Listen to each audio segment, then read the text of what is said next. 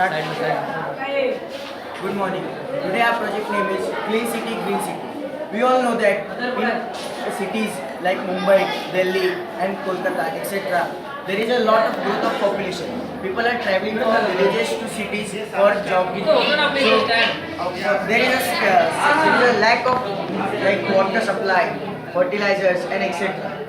So for overcome this problem, we have made this project. In this project, we can make fertilizers from waste of wrappers, bottles and etc. We should distribute into waste of wet garbage, dry garbage, medicinal garbage and etc. Here we can see that from the far away from the city there is a factory. The factory which removes the polluted water, which it can be treated, which we can see it can be treated and used for water as for farmers farming, planting, etc. And if there is more scarcity of water for drinking, it can be done by rainwater harvesting. The rain which will fall on this building, it will collect the water, it will go through dam and it will be collected in a tank which will be used for drinking purpose, washing clothes, etc. Thank you.